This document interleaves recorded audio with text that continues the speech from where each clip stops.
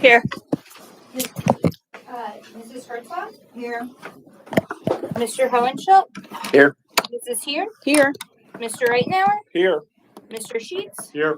Mr. Stubitz? Here. Mrs. Wallizer? Mr. Wagman? Here. 8 present. Thank you. Moving on to recognitions, I will turn it over to you, Mr. Pottinger. Good evening, everyone. Thank you for coming out. This is wonderful to see a literally standing room only school board meeting, and all for great reasons. Sometimes when you see a crowd out there and it's a school board meeting, you often get very nervous. But in this case, we have a ton of recognitions this evening, and we do apologize. We put everything in one night. As some of you may know, we originally had intended to do some recognitions in December, but we had some bad weather, and so we ended up moving a lot of those to January to tonight. So again, thank you everyone for being here. We appreciate your patience as we do go through these, but it's important to recognize and celebrate the great accomplishments of our children and other things that are happening in our school district. So again, thank you so much for being here. This evening, we will begin, though. We do have 2 obituary minutes. We like to recognize individuals that were influential in the school district and had connections to the school district that have passed away. The first obituary minute is in regard to Dr. Terry Mancini, and I shall read it. Whereas the Board of Directors of the Brandywine Heights Area School District recognizes the profound sorrow of the passing of a respected educator, colleague, and friend, Dr. Terry Mancini, on December 6, 2025. Whereas Dr. Mancini honorably served his country as a sergeant in the United States Army and subsequently devoted more than 30 years to the field of education. And whereas Dr. Terry Mancini served the Brandywine Heights Area School District with dedication and excellence as a superintendent for a total of 8 years, from 1990 through 1998. And whereas Dr. Mancini's commitment to lifelong learning, devotion to students, and record of excellence in educational and community endeavors will long be remembered and appreciated. And whereas his passing is marked by a deep sense of loss to his family, friends, and colleagues in the district. And whereas the Board of School Directors wishes to publicly acknowledge and honor the extraordinary life, leadership, and service of Dr. Terry Mancini, whose contributions to education, public service, family, and community enriched the lives of countless students and citizens.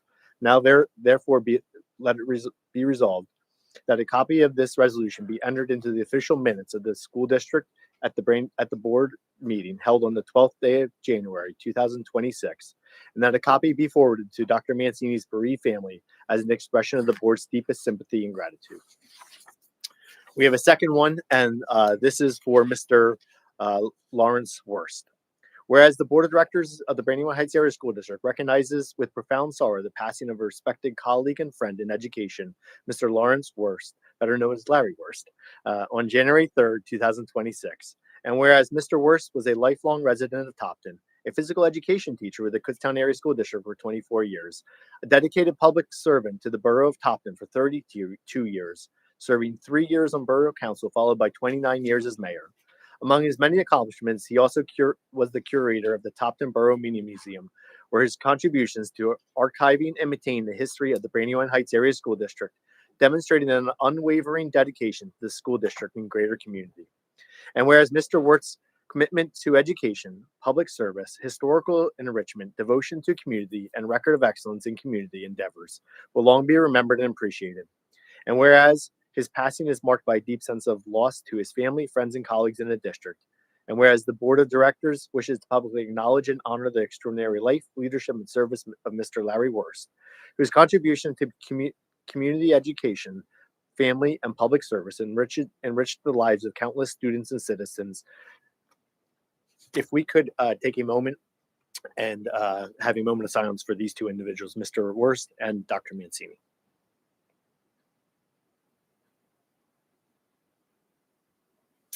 Thank you, everybody. This evening, as I mentioned earlier, we have several acknowledgments and recognitions. And the first one we'd like to do is recognize our robotics team. And that has been spearheaded by Dr. Dan, I guess we'll promote you, Mr. Dan Mark, who has been a phenomenal leader for us. Anyone that knows Mr. Mark knows the inspiration he creates for our students. And with that, I'm going to turn it over to Mr. Farina to do some introductions. Sure. Thank you and good evening. It is an absolute pleasure, as Mr. Prodiger said, to welcome Mr. Mark and his team. It is about 9 years since we started our first Lego Robotics League team here at the Brandywine Heights Middle School. And year in and year out, Mr. Mark has a strong group of students who come out and participate, give up their free time to work with this team outside of school hours on weekends. And it's a testament to the team, the camaraderie that Mr. Mark builds. He and his students, they take this passion for Lego, they take this passion for robotics, and they do tremendous outcomes. And this year they were recognized at our local competition and they won the Judges Award. Mr. Mark and his students will share a little bit about the league and share a little bit about what went into this Judges Award. So please, Dr. Mark, Mr. Mark, if you would like, sir. Thank you. I don't know how this mouse works. All right. I did prepare a very brief presentation. It's going to be like 2 minutes long, I swear. The kids were like, Mr. Mark, do we have to speak? And I was like, well, I'll do most of it. So they have 1 or 2 things maybe that they'll share, but I'm gonna go through most of it. So our team is Bots to New Heights. There's an identification number. It's not important. What this is, I'm gonna skip over that. Cool. So an overview of what they have to do. So we have this, it's called Lego Club. And a lot of people think like they just build Legos, but it's a lot more involved in that. It is like a robotics club pretty much, using Legos as the base. And when they go to a competition, there's 4 key components that they're judged on. There's core values, which I like to sum up as being a good person. There's an innovation project, which I'll get into. There's robot design building, which is judged. And then there's the robot game that's judged. So real quickly, what they have to do. The core values, it's discovery, innovation, impact, inclusion, teamwork, and fun. I think every year they pretty much, there's some high school alumni that have done this too. I think every year there's pretty much a unanimous agreement on fun is the most core value that they get out of things. But they really do work on all of those. And I'll talk about it in just a second when we get to the Judges Award. The innovation project, basically every year there's a theme. So this year was Unearthed. So it had to do with archaeology and things within the earth. And they have to identify a real world problem faced by archaeologists. And that was this year's theme. Last year had to deal with underwater. And then they have to create a solution to that, like develop an innovative solution. So they created a new filter system. It didn't really survive the van ride back from the competition that well. So I didn't bring it down here. But you can see a picture of it. It was a whole filtration system that if they were to take dirt and pour it in the top layer, it kind of filters out all the smaller particles as it goes down. And then they have different layers of the Earth's material separated throughout the different tiers of the project there. So that was their innovation project. So they go into a room of judges and they have to present this. It's fun every year because I can't do a thing. I literally sit there. I'm allowed to take pictures, but I can't speak. I can't help them with it's literally 100% them in that room and me with pictures. So they are 100% on their own and they did a great job explaining that project. In the same room, they have to talk about their robot design. So their robot design is that there's basically 3 motors, 2 motors that move it, and you can take it out of there. There's 2 motors that move the robot. There's a sensor, which we actually didn't use this season, and then there's a medium motor. So what they end up doing is Megan's showing you. Oh, this is Faith, Megan, Violet, and Hank, and then Liam Reeser's not here, but they were all on the team. On top of the robot here, they have attachments, which Megan's going to pull out of the bin. Yay, Megan. So it's developed. See, you don't even have to speak. It's developed in such a way that the attachments can, here, click one on there. They can click the attachments onto the robot and off for different missions that they have to solve. So the attachments will click on and then they build different attachments for the robot that solve different missions on the board, which you'll see in a second. So they have to explain this design and all the attachments that they create for it. They have to explain that to the judges as well. So then there's the robot game. So if you look at the screen, they basically have a playing field and all of the missions on the table, which is kind of hard to see, but they build all of those missions. So that's kind of the first thing they do. They have to build everything. And then there's all these rules, which I won't get into, but only 2 people can be on either side of the table to operate the robot. And then they have 2.5 minutes to basically deploy the robot to solve as many missions as they can. So our max score, if everything worked this year, was 240 points. I think at the competition we ended up with 175 maybe, because it's always all these variables. It's always different. So that's the robot game. They have 2.5 minutes. This is some of the code that they do. So some of the missions, I believe Violet's mission is on the left. The robot would go out and like hit this thing to shoot stuff out of the table. But basically they're doing coding to program the robot to go and solve the missions. And then this is kind of what it looks like. Material back up, right? And then the robot deploys back. They can only handle the robot when it's inside of that half circle. Otherwise, they get penalties. So if it gets stuck or doesn't come back all the way, it's a penalty. This is Hank. So he deployed it, and we sent like the Minecraft onto the. So you're head to head against another table. So they had to deploy it for this one mission. They picked that up, and then he switches the attachment down, and then deploys it out to shoot the Minecraft on the other side.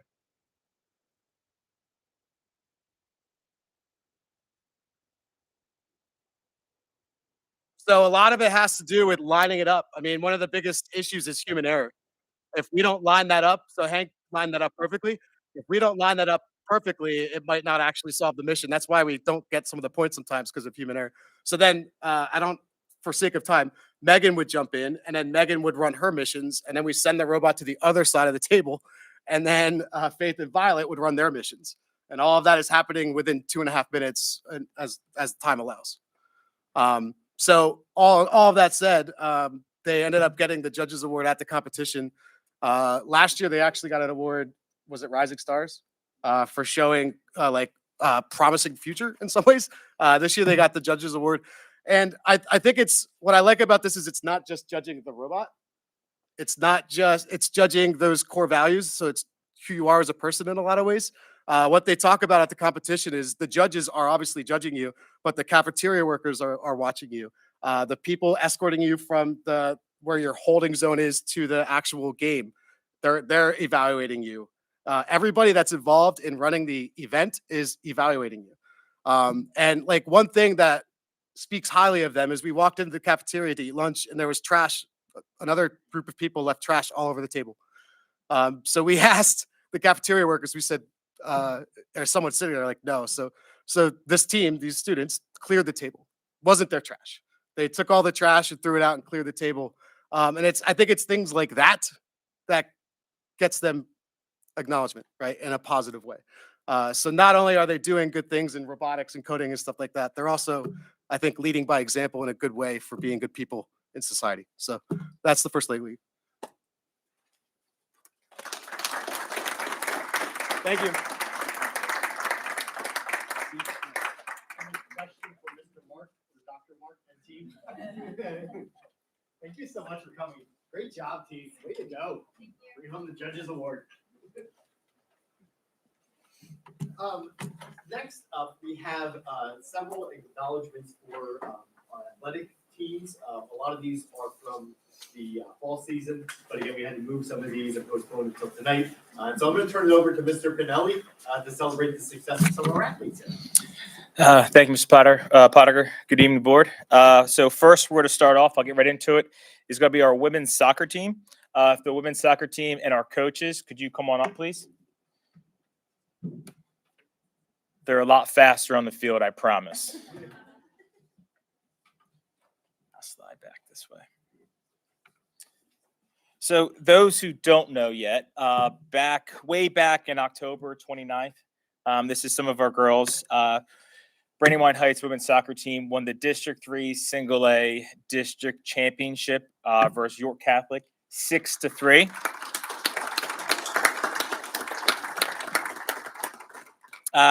This achievement just reflects, again, when I met with Coach Bass back last December, we had some really good conversations. One of the conversations were just some goals that he had for his team, and one was that district title. So to watch Craig and his staff and this phenomenal team go through what they went through and then achieve that success with all the hard work and dedication and planning that I know Coach puts into it, but these girls, I just want Coach Craig to come on up and say a few words as well as we recognize these young ladies. Yeah. All right. I'm just kind of just thrilled to be here. Thank you for having us, and thank you for recognizing us and supporting our program. Really, that's the biggest thank you. So we're really appreciative of that. And I don't get tired of talking about these young group of ladies. We talk about the wins and the district title, but really, I mean, the things that people don't see are all of the extras that go into it, that make these young women so kind of amazing and great representation, a great representation of our school. They don't see the winter training. They don't see the spring. They don't see the summer. They don't see the bonds they make with around campfires and pumpkin carving. They also don't know that most of them are multi-sport athletes. They participate in band and chorus. 5 of them were recently inducted into the National Honor Society this year. I mean, these are all the things that you don't see that make these athletes just an amazing representation of our school, and everything that we should be very proud of being part of this district. So really, I think all of that speaks for themselves. I mean, the season, if everyone followed, it was amazing. I mean, we had amazing ups and downs, had the best record in the last 10 years. So really had a JV for the first time since 2016, just really huge milestones overall. So I could not be more proud of these girls. So thank you. Let's get a picture. Yeah. Girls, could they have a coach come on in? Come in.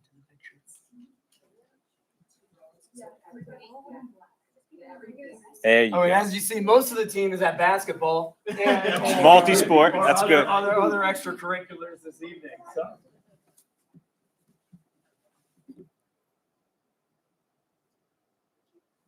Let's give these ladies one more round of applause, please. Yeah, ladies, you go first. Take a seat.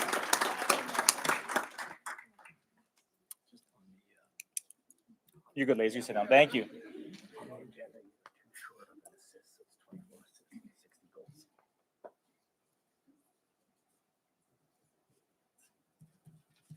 Okay, so we'll stay on women's soccer, but this really doesn't define this athlete. But I would like Lauren Stout to come on back up, and her parents who are also in attendance, come on up, please, as well. So this young athlete, I'll just start off, again, work ethic, her overall mentality. If I say, right, when I talk to people, it's like, what's your portrait athlete, right? And I would say Lauren Stout is one of those portrait athletes that I want to come out of Brandywine Heights Area School District. Great leader, fierce competitor, loves her teammates, but does it as a caring way. And Lauren's success, right, is just a byproduct of her work ethic, determination, which mom and dad, you've had a lot to do with that. You've raised a great young lady here. So not only because of her work ethic and things like that, right, there was team success, but there was also individual success. And that success is that she's the all-time leading points leader at Brandywine Heights Area School District. So Lauren.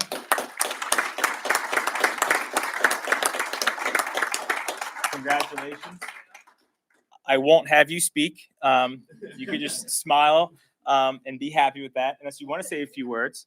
I didn't think so. Okay. Thank you. So Lauren, thanks again. We just appreciate all the hard work you put into it. Again, this is a byproduct of all your work and dedication. I can't wait to see what you do with the rest of your life. And Lauren is also going to Kutztown University to continue her playing career. So great job, Lauren.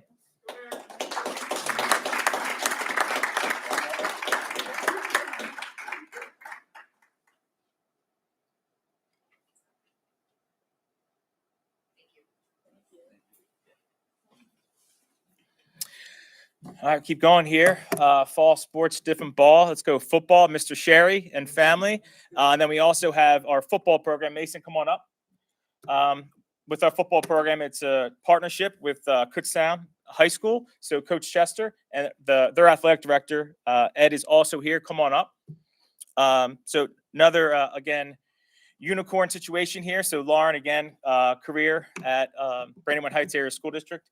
But Mason accomplished something in football that is just, it's a feat in itself. Again, I would say the portrait athlete, right? The hard work and dedication that Mr. Sherry has put in his career here at Brandywine Heights Area School District, representing us on the field at Kutztown. He surpassed 1,000 yards rushing this season. And Mason, I know 3 other athletes who I've worked with who have accomplished that. And I want you to understand of how proud we are for you to represent our school and accomplish that feat. So, Mr. Sherry, congratulations on October 24th for surpassing that accomplishment. And then I would like to invite Mr. Chester, the head coach of the program, to say a few words about Mason. Thank you. Yes, sir. This is my 30th year of coaching. This is phenomenal for us to be here right now. I was back in the 90s when we started the co-op. It's a very unique thing that's not done often. And typically we have like 3 or 4 athletes from Brandywine in the past. We're at 45% right now, representing our football program. So I can't say enough about this young man. I wrote stuff down and I said, I'm going to follow this on my phone, but I'm going to speak from my heart. The first time this year, to share a brief story with you, we were playing Salisbury in a scrimmage. And he carried the ball one of the first times, and he got hit for a 5-yard gain, and he carried the kid for another 10 yards. And I looked at my assistant, and I was like, oh, we got a good one. We got a good one. We're going to be good. He was good. We weren't that good. But one of the things that he accomplished with 3 other athletes. And I want to make this clear, and I want this to be on record. We had 3,000-yard rushers on one team. And just to put that in perspective, that has never been done at Kutztown. That has never been done in Berks County. It has never been done in Lancaster, Lebanon. And it's only in 140 years plus been done in Pennsylvania 3 other times. So he is going down literally in history. And the 3 times that it was done, all 3 of those teams made playoffs. So they did it in 13 to 16 games. And he accomplished it with 2 other guys in 10. So the work ethic that went into that, I can't even speak on. I don't have enough time to say what he did to accomplish that. But you're going to be missed big time. Again, he was one of our captains. He was a leader. And to travel every day from Brandywine to Kutztown and just join our family, I applaud all the Brandywine kids for doing that. It's difficult. It's difficult, but they did it with their chins up. So thank you for your time. Appreciate this honor. All right. Yeah, let's get a picture.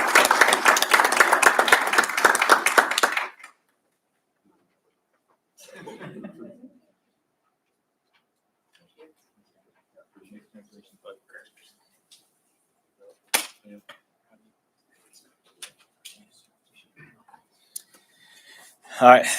Last one, I promise, and you won't see me speaking up here again. But this next one is a unique one.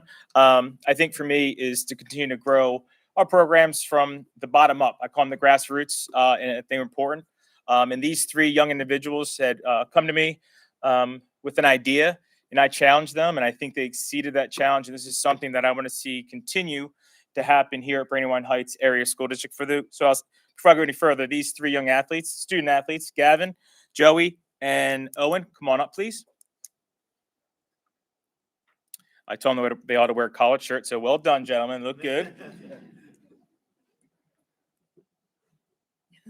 So what we did here is these 3 young men, they had to do a project, and they took it in the athletic realm. So what they did is they held volleyball clinics first for our middle school athletes to gauge some more interest, but also teach the skill, right? So get kids excited about it and learn it. They did the same thing at the high school level, which is unique. You have upperclassmen asking their friends and underclassmen, hey, come out here. I'm going to teach you the skills of volleyball, but also make it fun without a coach leading that. And I thought that was extremely, extremely wise, and the leadership that they've shown throughout this process, these young men, I can't thank you enough. I did challenge them tonight to speak upon what they did. So Gavin, are you prepared to speak tonight? He is prepared to speak. He's got a little more information about what they did and accomplished as we move forward here. Go ahead, Gavin. All right, so I'll keep this short, but I want to start off by saying that Mr. P was awesome in helping us make this, and I'm super glad that I collaborated with these 2 guys to make that clinic. But I think that some of the best things that happen, like connecting with those middle schoolers and us being leaders, like created great skills, like even on and off the court, kind of leadership like that, without an adult. I know those middle schoolers and high schoolers had a lot of fun. And I know that when they were done, Miss Bates, she got emails from the middle schoolers' parents about how much they missed it, and you could really see how much fun they had there. I also thought it was great because boys volleyball is just a really underpopulated and I think overlooked sport, and especially with there being no middle school program, I think it was great to kind of get those kids on their feet and ready for high school. So, once our big senior class leaves, they can kind of step up to that and continue with this. And I think it would be a great thing for almost all high school programs to do this. Great leadership skills for the teams, being able to do things without a coach. I think it's great, but yeah, super glad you did this. So. Awesome. All right. Public speaking will be next. He did a great job there. I'm so proud of him. No, I can't thank these gentlemen enough. And again, there was supervision. I know he said multiple times, no coach present, but we were well aware of what was going on. But again, super proud of you guys. We'll get our picture here.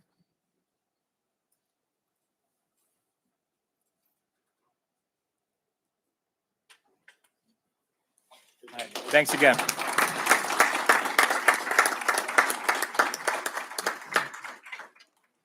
To all the athletes and families that are here this evening, a huge congratulations. You create a fabric of who we are as a school district. It enriches not just our academic program, but that student life component of what Brandywine Heights Area School District represents. So congratulations to all of you. Thank you for making this special trip out this evening.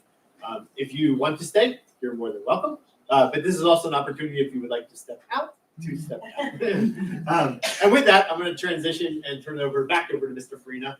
We have the Brandywine Heights Education Foundation here this evening, and they're here to represent and recognize something we call mini grants that the Education Foundation initiated 2 years ago. So with that, I'll turn it over to Mr. Farina. Thank you, Mr. Pottinger. I'm very excited to introduce in a minute Mrs. Herring, the president of the Brandywine Heights Education Foundation. And we have a large showing members of our Education Foundation board. It's been about 2-3 years since we started our Education Foundation here at the school district, and this partnership between the school district and the foundation continues to flourish, continues to grow. And it's exciting for me to see our teaching staff each year participate in the Teacher Giving campaign, participate in the Comfy Wednesdays, which they love.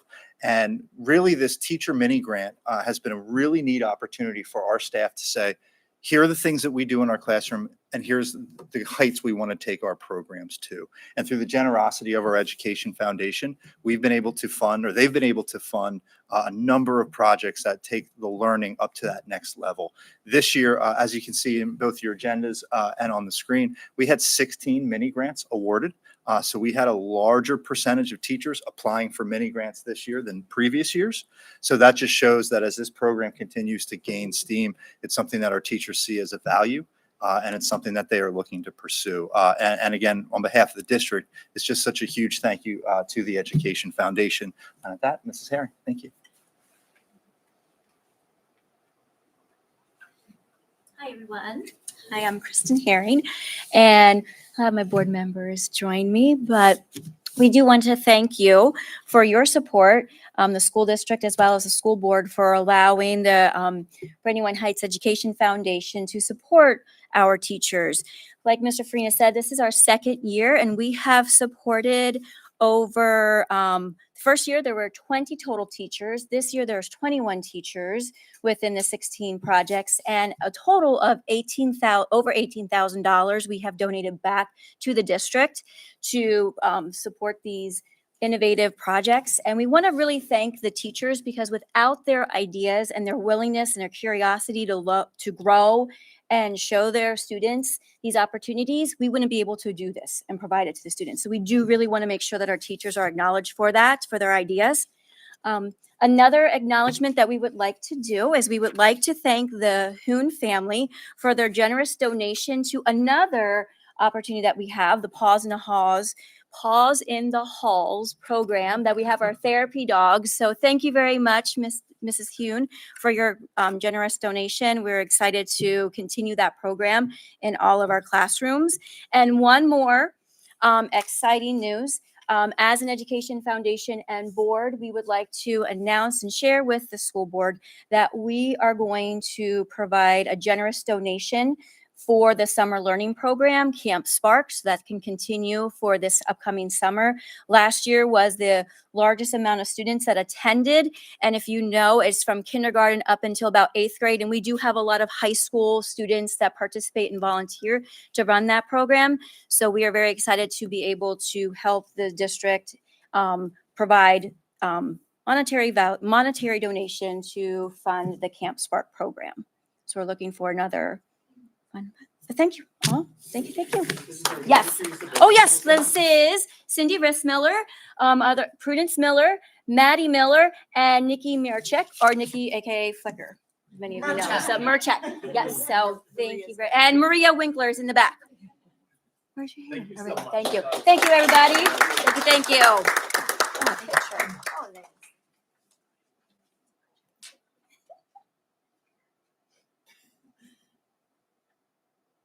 Thank you. Thank you. A final recognition we'd like to recognize this evening is the Portsline family. They are a family in the school district, and out of the generosity of their hearts, they decided to donate $500 to support the food service program and those that are in need that maybe have a lunch. So we wanted to recognize that. Part of our school board policy is to make donations. We would recognize that, and so great opportunity and a huge thank you to. Can I just chime in quickly to add on? Thank you. I wanted to connect the dots for folks about why my family, and we donated as a community member, nothing to do with school board. So I'm speaking as a community member for just a minute. The connection that we felt so compelled to support Paws in the Haws. Steph Kelly, a couple of years ago, got a call from a lady who doesn't even live in our community. She's a vet tech at the Perkiomen Animal Hospital, Perkiomen Valley Animal Hospital, named Joanna Jablonski.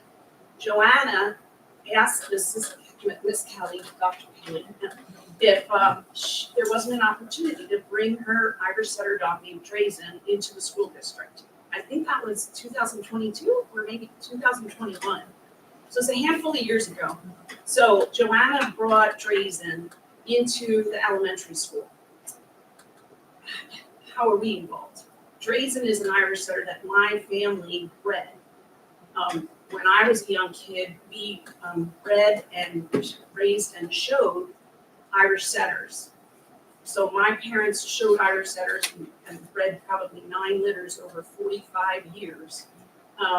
And placed those dogs in homes. When my parents moved from North Jersey, where I grew up, to the local community, they started taking their dogs to the Ole Valley Medical Clinic or Animal Clinic, where Joanna was a vet tech at the time with Dr. Barrow. And there were Irish setter pictures around the office. And we were like, oh, well, this is a great place for us because we've got 5 Irish setter dogs in my parents' household. So long story short, that's the connection. And I want to thank Miss Kelly for taking that call from some crazy dog lady who had this, super sweet, lovable, highly trained Irish setter and letting her come into the school district.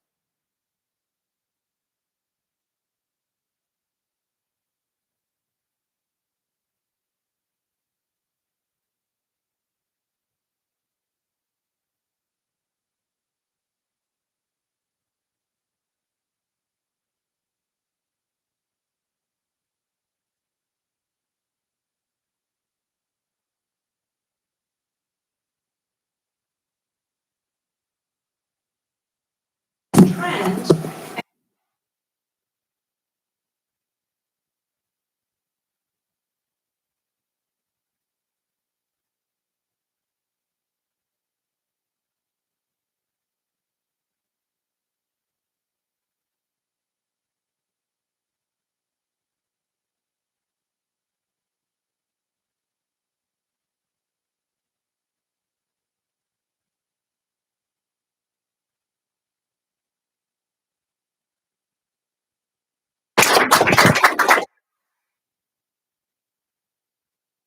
No.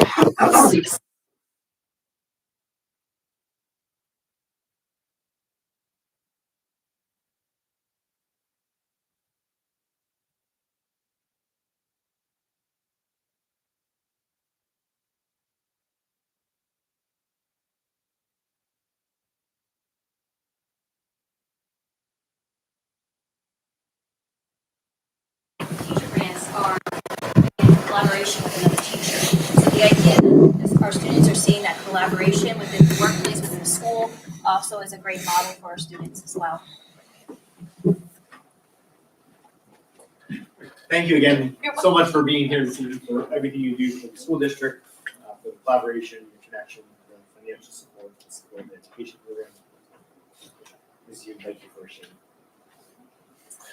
With that being said, I'm going to transition and move over here for our New Heights Award recognitions this evening. We have 4 New Heights Award recognitions because we have 2 from the January or the December meeting and then 2 from the January winners. So this evening, I'd like to first start with Tony Curcio, who is our officer.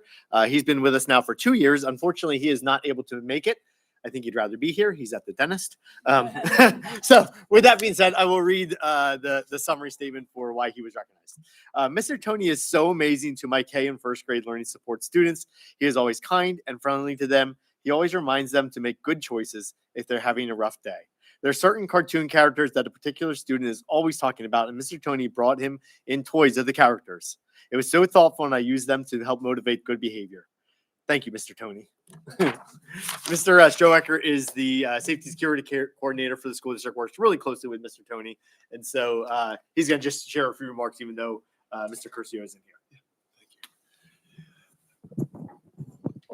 Thank you, Mr. Pottinger. Good evening, board. So I guess it was sometime last week, we were standing over lunch duty and Mr. Curcio and I were talking, and I kind of was joking with him. I was like, come on, let us in. What building is really your favorite? I was like, it's got to be the high school, right? Just trying to, see where he's at. And sure enough, he looks at me, he goes, nah.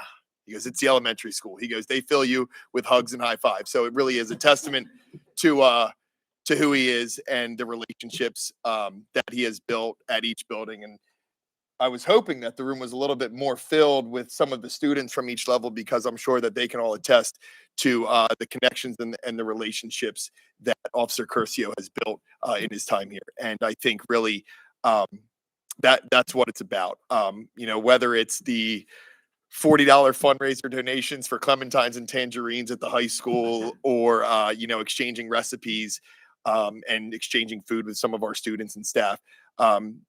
Mr. Curcio has done an excellent job of really immersing himself in this school community.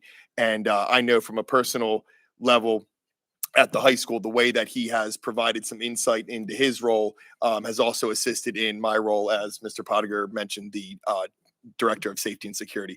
So, yes, I know Mr. Curcio couldn't be here tonight, but just one more thing to really show, who he is as a person is when he is not here with us, or with his family, part of his other responsibilities are volunteering as a JV baseball coach in his home district of Upper Perk. So it really just shows who he is. He is a man who is about working with the children, whether it's his own or here or in his home district. So could stand up here and say, countless things about him, but he really is a true asset to this district and very deserving of this award.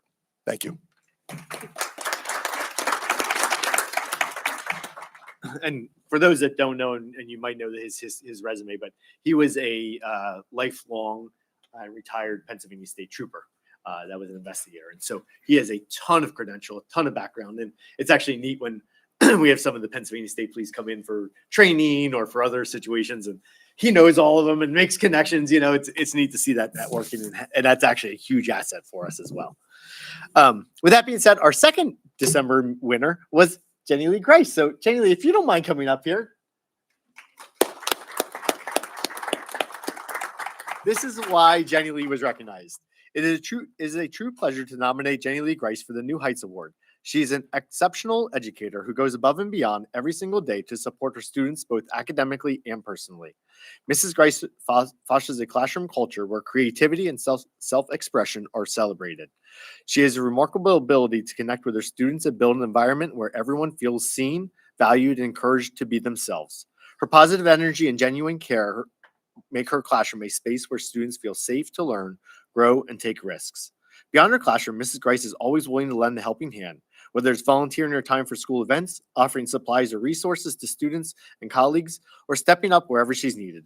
Her generosity and teamwork strengthen our entire school community. Most recently, she used her own photography skills to take senior pictures for a student who might not have otherwise had the opportunity. This act of kindness perfectly reflects who she is, someone who goes out of her way to make sure every student feels valued, supported, and celebrated. Her dedication, kindness, and creativity make a lasting impact on everyone she teaches. It extends far beyond the classroom walls, and our school is stronger and more connected because of her. For all these reasons and more, I am proud to nominate Mrs. Jenny Lee Grice for the New Heights Award. Congratulations.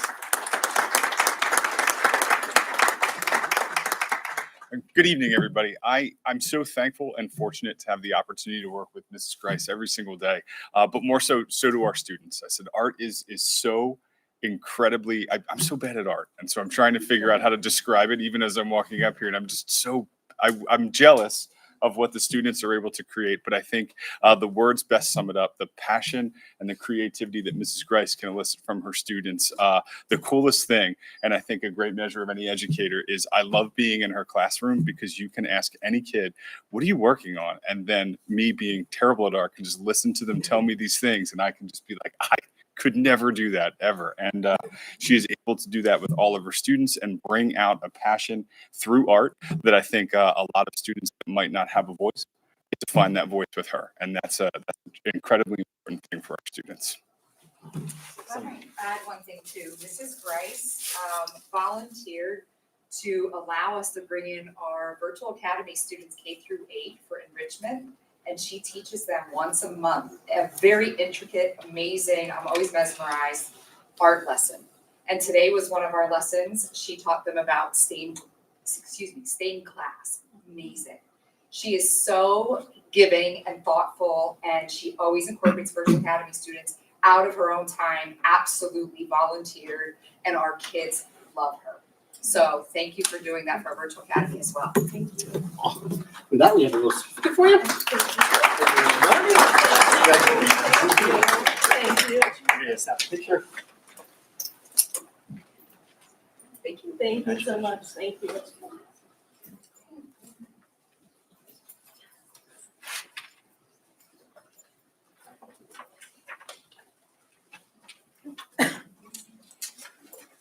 Next up, and now on to the January winners, we have Mackenzie Kissler. Mackenzie joined us 2 years ago, and she is now teaching kindergarten at the elementary school, and this is why Mackenzie is recognized. Come on up.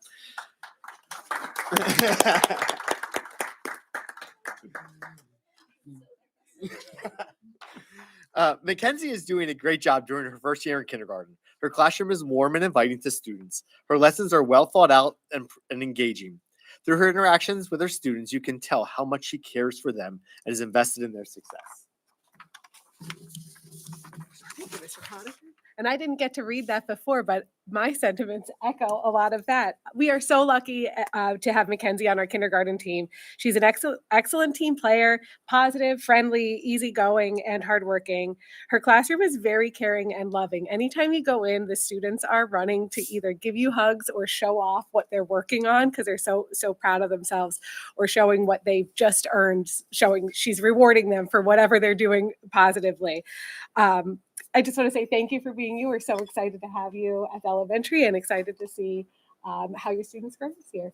Congratulations. So Mrs. Kissler joined us last year, as I mentioned. She had a full-time contract position, wanted the chance to work here so bad she gave up that contract position for an LTS position here.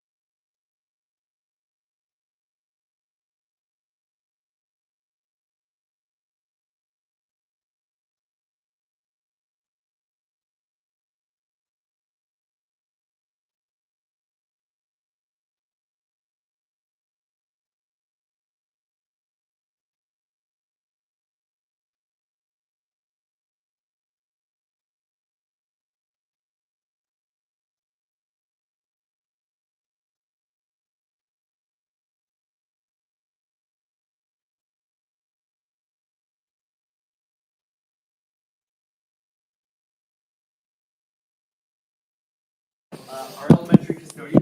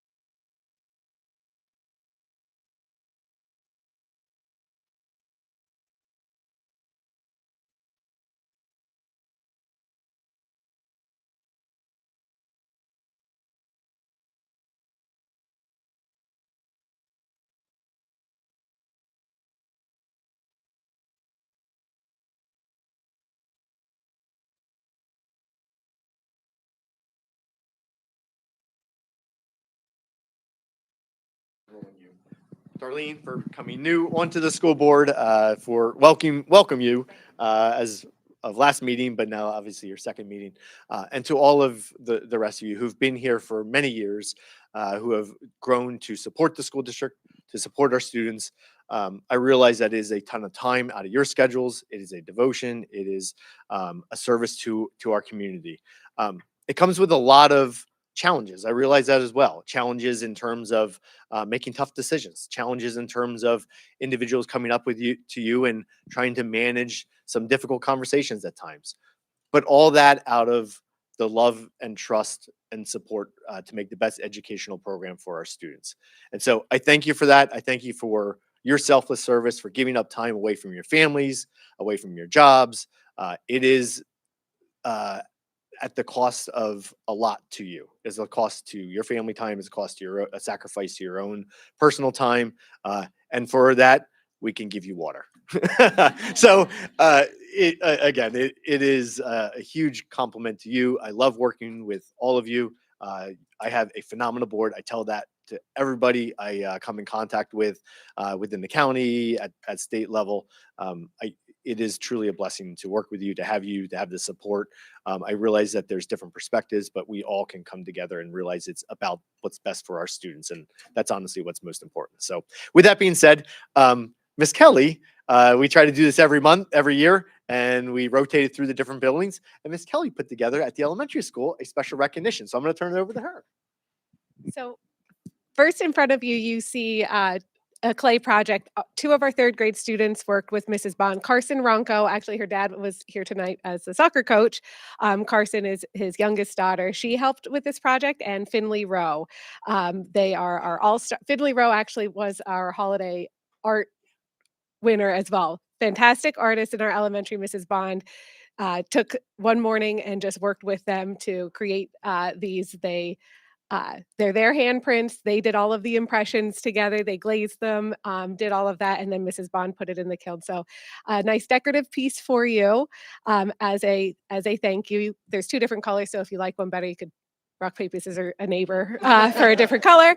And then just a very short video to share with you all. So I echo on behalf of the administrative team as well. Thank you for all of your support for everything that you do and provide for our school district. But we're good to play.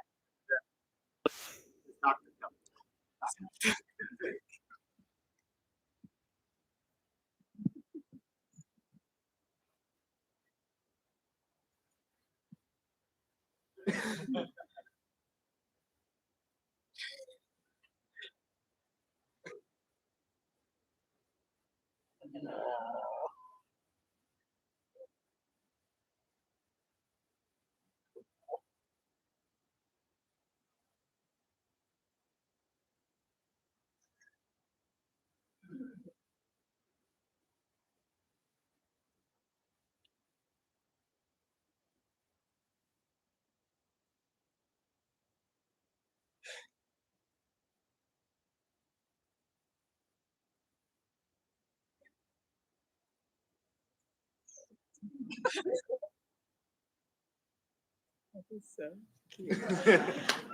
And the Mrs. Eisenhart, that was like the fourth take, or that was the first one, best one. I understood it.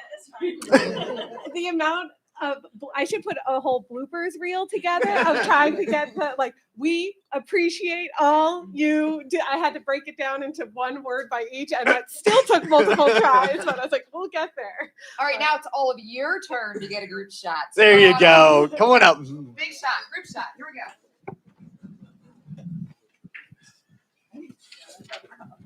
Yeah, at least have a collar. There you go. Instead of a t-shirt. Obviously, Yeah, right, exactly.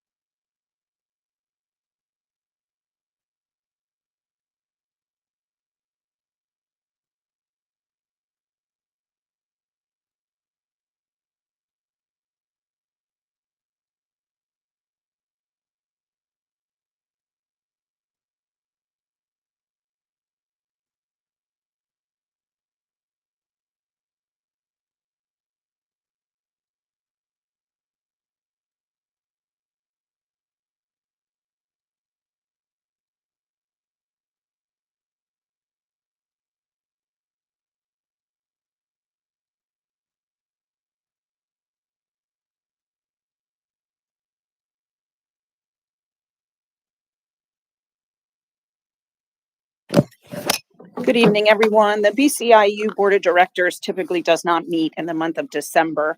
Our next board meeting is this coming Thursday, January 15th. So I'll have a more thorough update next month. But in the meantime, I can give you just a couple of interesting tidbits. One, and these are coming from the board officers meeting, which is sort of the planning meeting for the board meeting today at lunchtime. So Dr. Richards, who heads up the professional development office, many of our administrators would know who that is, was at a congressional hearing today with Senator Penachuk over, interestingly, it was held at the Daniel Boone Middle School. And the topic was improving reading outcomes in Pennsylvania. So I imagine administration will get updates about that in the coming days and weeks. The BCIU board, as a result of the November election and the December reorganization meetings, is going to be seating 3 new board members Thursday night. So Antietam, Daniel Boone, and Governor Mifflin. Otherwise, the remaining 15 board members, it's a total of 18, one for every school district, will be reseated. Thursday night's meeting will also be in recognition of School Directors Month, the Student Artwork Showcase. So those of you who in the past may have heard me say every January, the BCIU hosts a showcase, invites one student from each high school in the 18 districts to submit an reflective piece of art. I don't know what this year's theme is. Again, next month I'll be able to talk more about it. I don't know who from Brandywine is going to represent, but whoever that individual is will be coming out, I imagine, on Thursday evening. So that's exciting. From a budget perspective, the BCIU, it's called a mandated services budget, which it's a component in the IU's general fund budget. That's the piece that districts pay. So this year, with the support of the board and the superintendents, the IU is going to be asking for a 3% increase. Total across 18 school districts, that's $24,000 additional in the budget. So when you break that across the 18 school districts on a prorated share, it's a very nominal increase. So again, the IU is working hard to maintain good fiscal responsibility while still providing the tremendous value that they provide. So we'll hear more about that. And then this board, every individual on this board will be asked at some point in the coming month or two to support that and vote on it. The BCIU Education Foundation is official and formalized. I talked about that last month, I believe. So they've kicked off over the next 2 or 3 months. They're going to be recruiting community members across the county. They've targeted about 25 different community leaders to be board trustees, and probably only 13 or 14 will comprise the board. But that's exciting news. From a financial perspective, you've heard me talk a lot about the pain that the BCIU was in as a result of the Pennsylvania state budget not passing until last fall, and the IU having to borrow significant millions and millions of dollars. They've paid down everything that they had to borrow to support their operation without that incoming state revenue, with the exception of 2.6 million. So 2.6 million is still outstanding. And 4.6 million is still owed by the state. So obviously they'll be in the black. It's just a timing issue from a financial perspective, but tremendous headway and sort of relief, because nobody wants to operate in that kind of environment. Head Start, the 2026 notice of award for the Head Start program was received. So that's great news for young kids around the county. And the state, this is interesting, they allocated the full $7.6 million and paid it. So the IU is in receipt of all of that funding. In years past, they would only get 50% up front and then 50% half a year later. So in this case, they've received all that funding. So obviously that program is receiving good support and will be ongoing. And then 2 other just operational tidbits on the board agenda for this Thursday night. There are 2 things. I don't know if we'll need to do the same thing, but that board votes on The mileage reimbursement is now up to 72.5 cents. And the competitive thresholds for bidding and price quotes, the price quote one is up to 13,200. And the competitive threshold for requiring price for bids is up to 24,500. So those were policy type of things that each year they may change based on the CPI index or the consumer price index. And so that board votes on them. I don't know if we need to do the same, but even if we don't, that's certainly FYI. Yeah, historically, we don't vote on that, but we did just send a staff message out to our staff with the new mileage reimbursement because we filed the IRS mileage reimbursement. And then in regards to the billing thresholds, we actually just adjusted that policy and we said it would be whatever the state rates were. So we didn't put a specific number knowing it changes annually. So we just left it more as we're going to follow the state rates, but not a specific number. And as long as we've communicated to all the people who put those bids out or solicit those price quotes, then we're good. Yeah, excellent. All right. So those are the updates that I have for now. And as I said, the next meeting is this Thursday, 9th of 15th. And as a teaser, Megan Dufresne, who's a 9th grade student, is our artist. Oh. Did you see? And it is a beautiful piece of work. What is the theme? Does it say what the theme is? It says, Together we shine, highlighting unity, collaboration, and how individual strengths can contribute to a strong school or district community. That's great. Together we shine. Yeah. Fabulous. Thank you. So I'm excited.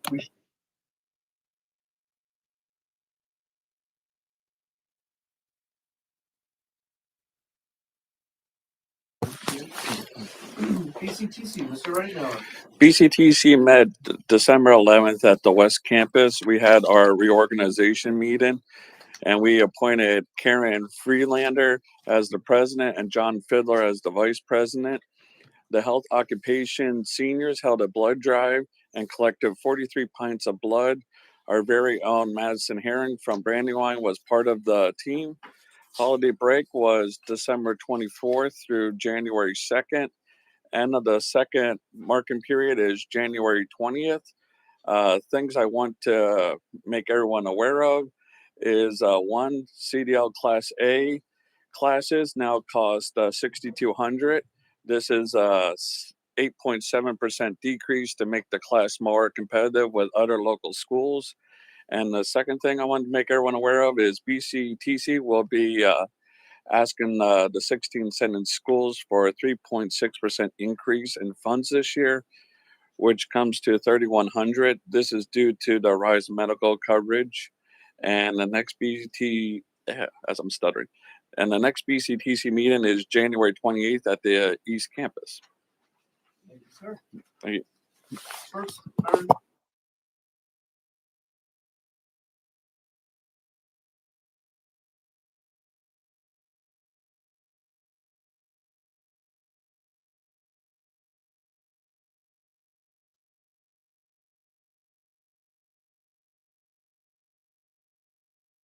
Please refer to the agenda.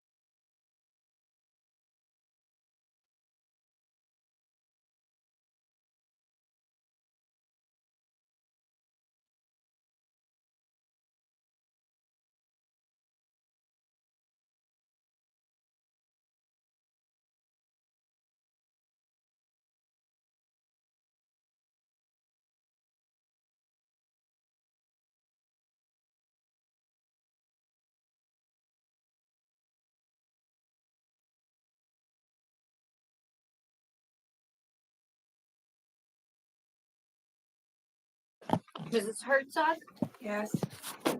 Mr. Hohenschel, Yes. Mrs. Hughes, Yes. Mr. Reitner, Yes. Mr. Sheets, Yes. Mr. Stubitz, Yes. Mrs. Wallizer, Yes. Mr. Wagner. Yes. 9 yeas, the motion carries. All right, business and operations report. Can I get a motion in a second? Motion right. Holy smokes. Okay, I'll take a second. Right now, okay. All right.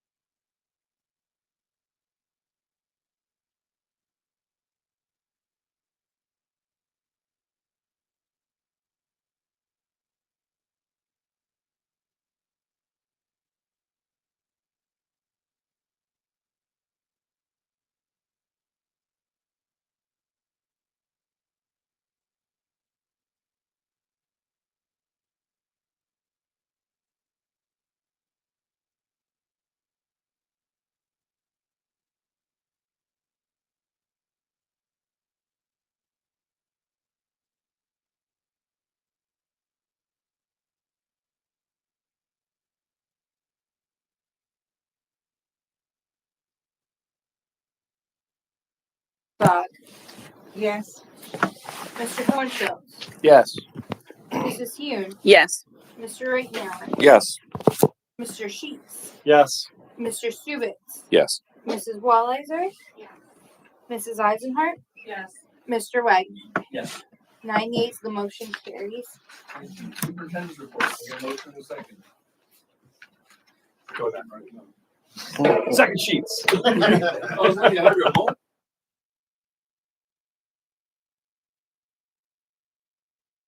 couple items to discuss this evening under superintendent report. The first one is the mid-year goals update. I'm actually going to turn it over to Mr. Freeman this evening to address this. With me being out this week, I thank him tremendously for the entire job. The entire staff was just so remarkably supportive. I greatly appreciate it.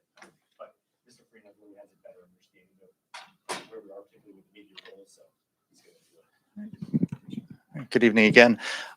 Just to speak through some of the goals at a high level and focusing some specific comments based on some areas that are truly worth noting. When we look at the work our school district has completed so far this school year, specifically in regard to communication, engagement, and school pride, this has been an area that we have really been focusing on as far as leveraging the view of the school district in local media.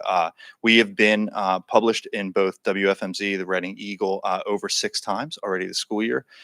Issues ranging from rural food insecurity up through our Veterans Day event. So we had a number of areas where local media has praised the school district and the efforts of our students and our amazing staff. This also looks, when we look at our newsletter, this year our bullet point newsletter has been refreshed. We've taken the content and streamlined that. Our fall edition went out. We are continuing to have that sent to families both digitally and in person. And that has been something that has been well received, having that be print as well. So those are areas that I think are definitely heights as far as that communication and school pride piece. Curriculum instruction and academic programs is another area that I think really we should look at from that mid-year standpoint. As we discussed earlier this year, the high school is working through a targeted school improvement plan through the Pennsylvania Department of Education.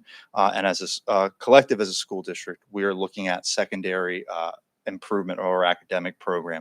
This has led to various professional development at our buildings. This has led to increased one-on-one student conferencing. As we right now, we're wrapping up our second round of benchmark testing. Our teachers are starting that process of meeting with students to review the progress they've made so far. We're seeing a lot of positive impact with that one-to-one conferencing. Our MTSS program, our multiple tier structure of support, where we do our interventions both academically and social, emotionally, and behaviorally. That is continuing to be a strength. As Mr. Pottinger shared, we approved this evening 3 Kutztown University reading interns. We utilize those reading interns at the K-8 level for those intervention programs. One area that I think is really important to notate when we talk about our academic programs, which is also a tie to the fiscal side of the school district, is our virtual academy. When we look at, yes, there has been some charter school reform this school year. A charter school tuition costs the district anywhere from $18,000 to about $36,000 for a special education student.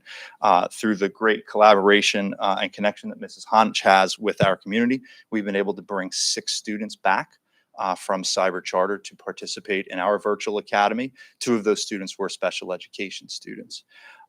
Also with that, we've had about 12 to 13 students who have decided to go from our brick and mortar schools into a virtual program. And 12 of the 13 students are attending the Brandywine Heights Virtual Academy. That's not by accident. That is due to the outreach of Mrs. Honich and her team to keep those families who are looking for a virtual option engaged in our district program. When we look at special education and student services, I think it's important to note we have 2 of our great special educators in the district here. One, a longstanding special educator for the district, and one, a brand new. I won't say which is which, but it speaks to the great team of special educators that Dr. Kircher really fosters within the school district. We have made a lot of progress this year in speech service that we've had to look at different ways to manage that as that being a need. The use of the therapy dogs, as we talked about earlier, has been a great strength of our student services program. Mr. Podiger referenced earlier Mary Kate Menino, our school district social worker. Again, a huge strength. One of the things that unfortunately school districts see is that families in the community face challenges ranging from disasters to losses in the family.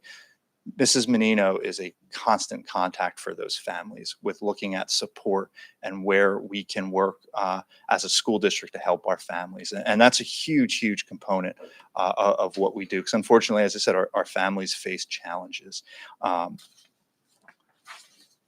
Moving on, when we look at professional development is something that we, again, focus the beginning of this year looking at how we can connect our educators more to local businesses.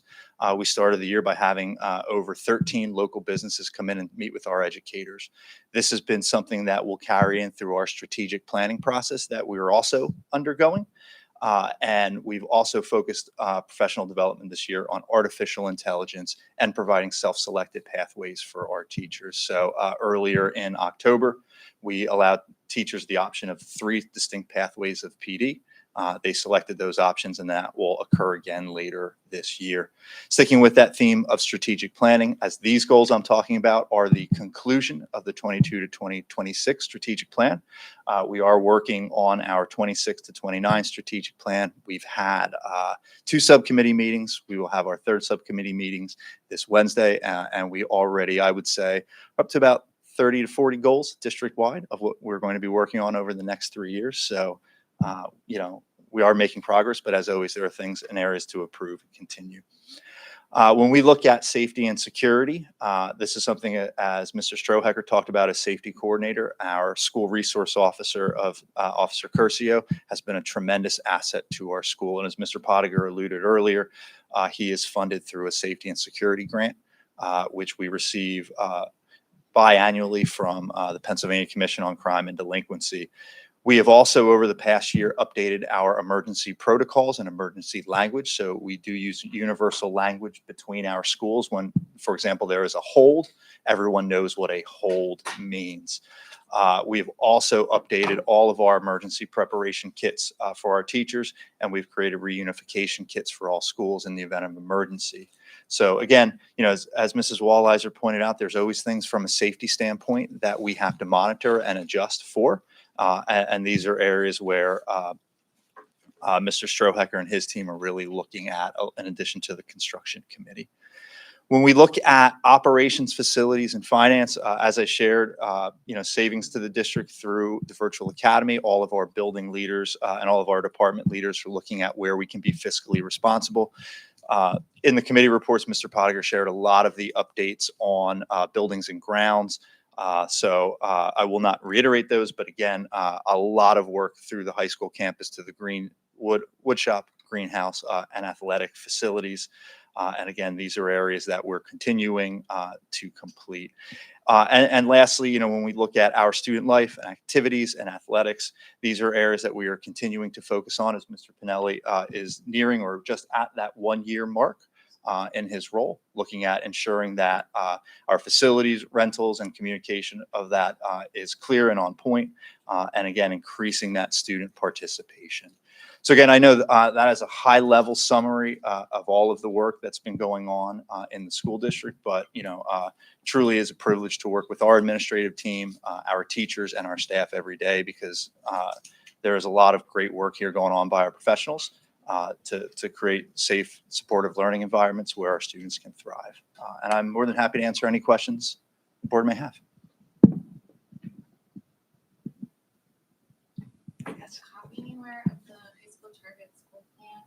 Yes, we have shared that. I can share that again. Yeah, we can get that quickly to you. Yes. Anything? Sure. So we're going to continue. So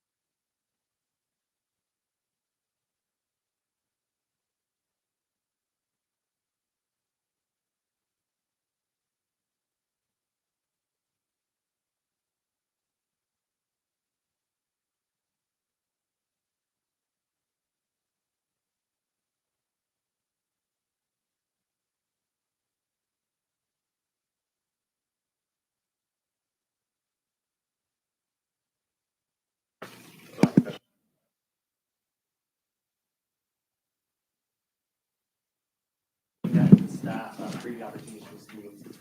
Likewise, we put together a cheat sheet, if you will, of the changes for this coming year. So, I'll turn it over to you. Good evening, everybody. It's kind of hard to refocus myself after all that Dorito talk earlier, but I've been planning. Proud to introduce kind of this year's program of studies, which we will use to build our courses for next year. Just to give an overview to the process, our program of studies is what we utilize to kind of schedule out our building for the next academic year. So it becomes almost a year-long process. In the fall, I'll meet with our departments and our teachers, and they'll talk about some of the things that they're seeing in their courses, some of the changes that they might want to make. Specifically, sometimes those are two courses directly. Other times they're smaller curricular shifts or maybe some different content. And then what we do is we work collaboratively as a department. It really is a document that all of the high school has a hand in. Our guidance department, Mrs. Honish in the virtual academy, all of our department heads, our C&I office that help with curriculum and instruction, all work hand in hand to kind of help produce that document. And then it is us to kind of compile all of that and help present it. And so in front, we know what we end up with is an almost 90-page document that our students can use to kind of help plan out their menu of courses as they progress through high school. And it also aligns then to current interests and pathways. And again, it's something we're all just very, very proud of. So to give you a big overview, because it's hard to kind of speak very specifically about all 90 pages that's there, some of the big changes in this year, first was the entire document itself. It was built inside Canva because that's something that will translate over to student devices. It works on mobile devices. It translates a little better digitally. And so the first thing we did is we overhauled the entire format of the document. So all of it did get changed in terms of look and feel. And we wanted to make it appealing because this is something that if our students are reviewing with their families, and it goes through things like graduation requirements, and it goes through credit amounts, and it speaks of specific pathways, we wanted to make sure that it was something that is appealing. Because if you're going to spend time with 90 pages of anything, might as well look a little bit pretty. And so that was the first piece, was the redesign of the document, and then just some of the big changes that we highlight in the change sheet that I shared with everybody.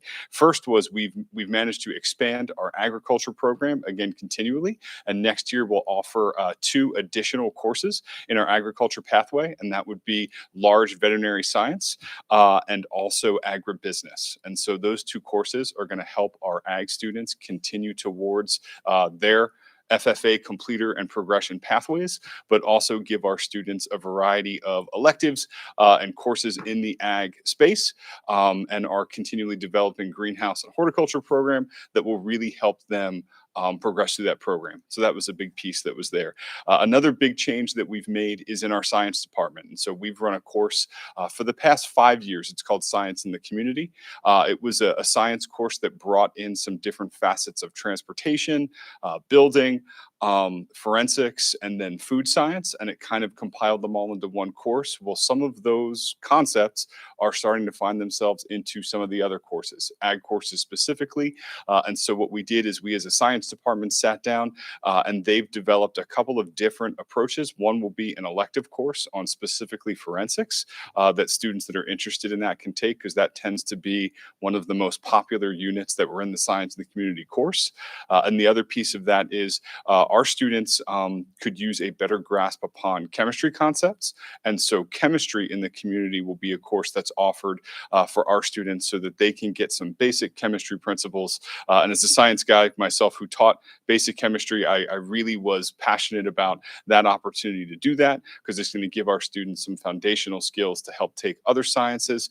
And then we will also hopefully increase the enrollment of our applied physics courses to give our students pathways in the sciences. And so those were 2 very big curricular pieces that were in this year's program of studies that were changes. We're also, as one of our district goals, really wanted to evaluate some of the electives that we have.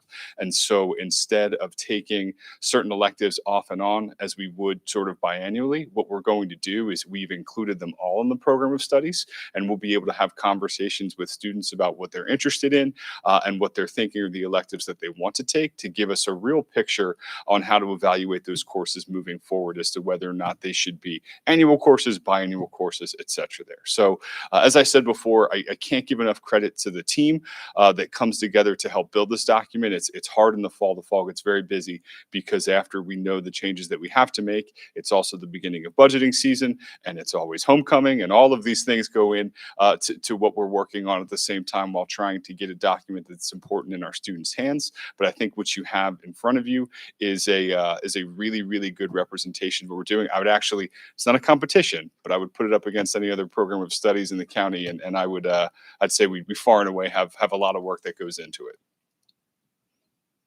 If anyone has any questions, I would love them. Mrs. Beck, would you mind looking over the document that actually has the Campbell one? Just go to like just right in the beginning. Yeah. So just, and you can just scroll through as I'm talking, but in the beginning, the first couple of pages, it's laid out really nice where here's the actual graduation requirements. And then as you go through those first couple of pages for graduation requirements, it goes into what some required courses are, and it outlines that. And then it goes into what the GPA is and how that GPA process works. Followed by that, it goes into then these components of it, the pathways for graduation, because that's what the state requirement is. So that was our requirements as a school district. So that's in there. And then you keep scrolling down. It talks about what the enrollment classes we offer, what AP classes we offer, the KU partnership that we have for early education. There's components in here then for special education. And then the next section, I believe, is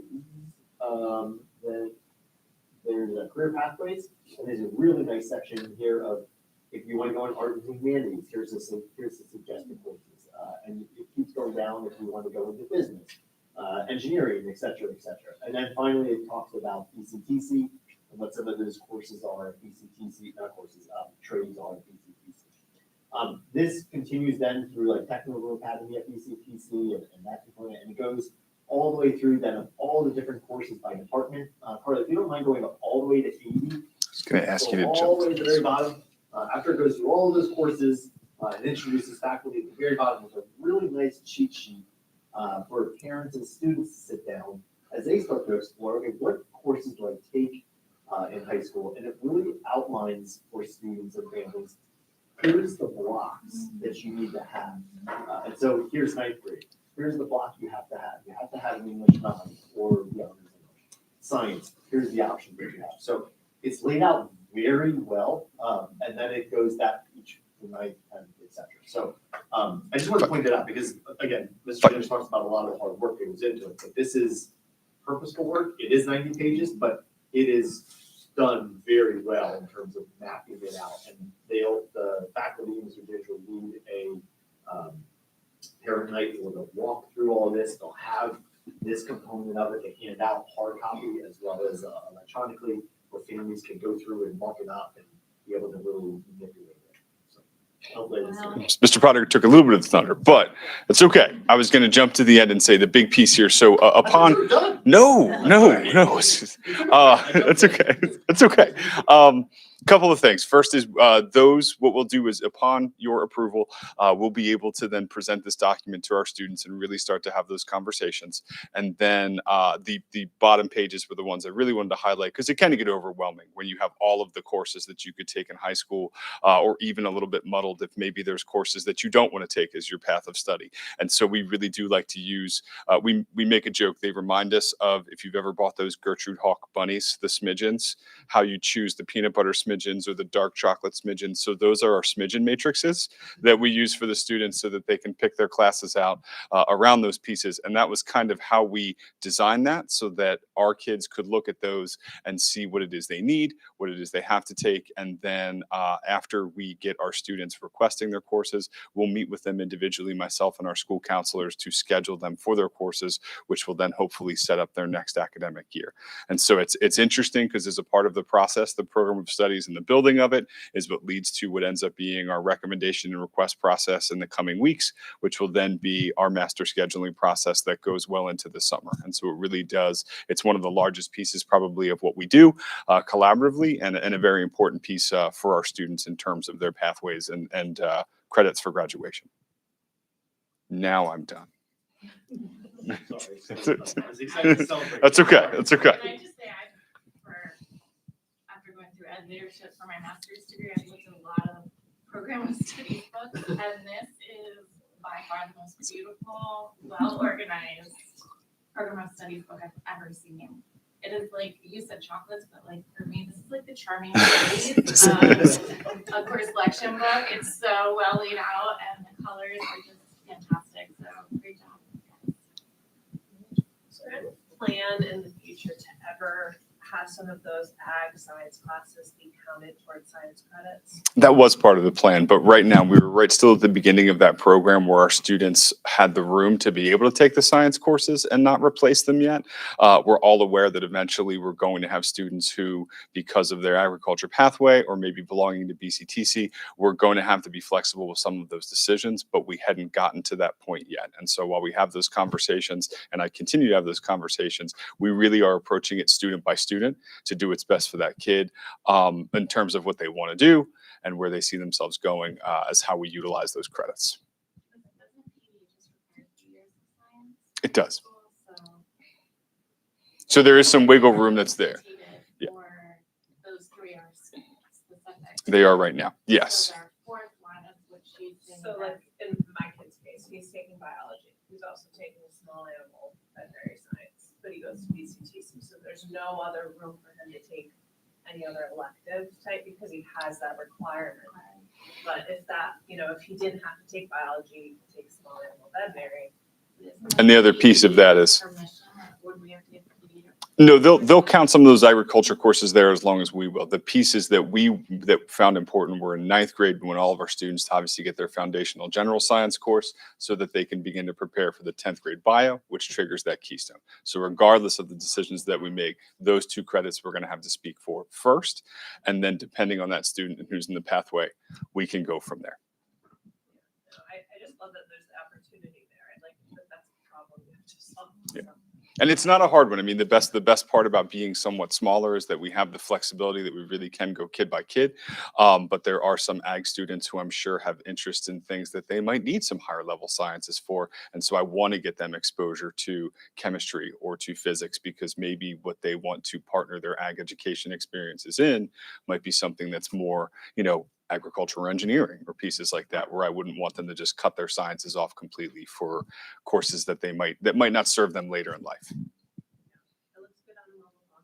Nice. That was the goal. Yeah, clearly a heavy lift to translate it into this software. It was a lot of help too, because all of this also was occurring during some shifts in our administrative staff at the high school as well. Yes. And so I learned a lot about putting tiny stars in Canva on pages.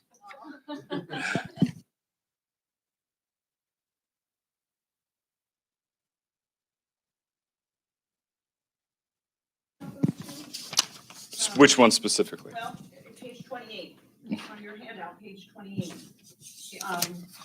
You've got the business econ 1, which is like microeconomics, and then business econ 2. Why are they being highlighted here? What's new? Maybe I can. Oh, so those courses before were courses that were offered biannually. And so what would happen is we would take, I believe it was an entrepreneurship and marketing course, and they would be offered opposite of those economics courses. And so this year would have been, this coming school year is a go around for the economics courses again. And so they were ones that we, no matter what, would have included in our program of studies for this coming year, because they would have taken the place of 2 business courses that ran this year. So in the program of studies, all 4 of those courses, these 2 plus the entrepreneur one and the other one you mentioned, are going to be talked about. Yep. But the only 2 you can sign up for in this process right now would be these 2. Yeah, well, all 4 will be there, and we're all going to talk to the students about what it is their appetite is in terms of those business courses. Business is actually one of the departments that next year will be rewriting their curriculum and possibly pitching some different courses. And so a meeting with them, they very much wanted to see what direction the students wanted to go. Is it more that economics piece, or is it more of the marketing, entrepreneurship, and intro to business type skills that are there? And then based upon that, they're going to make some changes, because right now, especially on the business side of things, things. There's a lot of computer courses where their content is almost poaching from one another, kind of like what we spoke about earlier. And so that was a piece where all of the courses will be in this year's program of studies. The only two we needed to re-include were the economics courses. Okay, for whatever it's worth, so the micro econ economics description makes total sense to me. The econ 2, when I started to read the course description, I expected it to be the inverse, which is macro econ. And it made me think about Mr. Kistler's courses, which are helping students think big picture business, but also as it relates to themselves. So, you know, interest rate changes, investing, finance, macro, you know, supply and demand type issues. So for Econ 2, the description there, in my mind, doesn't make sense at all as the alternative to, or the follow-on to Econ 1. Gotcha. The micro. Mhm. So for whatever that's worth. No, and I appreciate that. We do work collaboratively with the staff to come up with those descriptors and then do work individually with students while they're scheduling, explaining some of those pieces that are in there. You still offer accounting 1 through 4, correct? And 3. some of the 1 through 3, and 3 is dual enrollment. So when I read this description in your Econ 2, it makes me think of accounting 3, not econ. It's very accounting oriented. So again, for whatever that's worth. Sure thing. Thank you.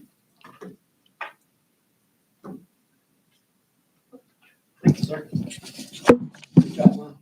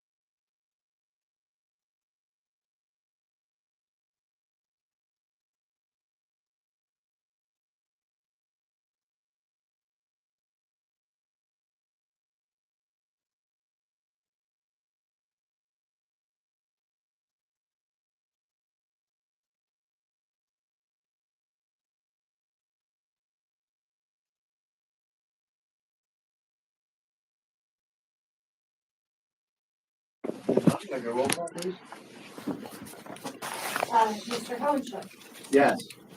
Mrs. Hume, Yes. Mr. Right Now, Yes. Mr. Sheets, Yes. Mr. Stubitz, Yes. Mrs. Wallizer, Yes.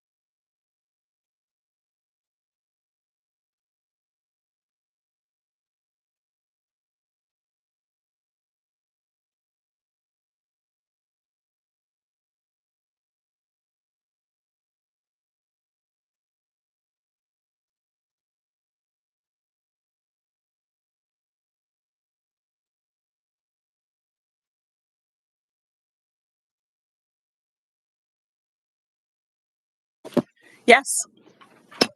Mr. Reitenour, Yes. Mr.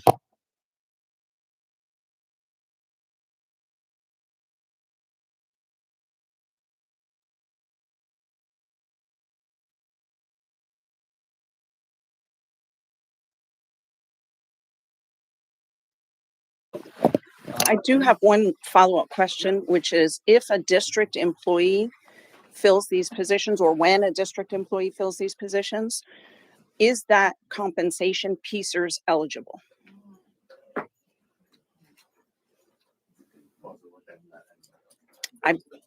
I don't know the answer, but I believe it is. And so when you crunch the numbers, hourly rate times number of people times number of events, the hourly rate may have to be padded based on 35% incremental cost for PSERS.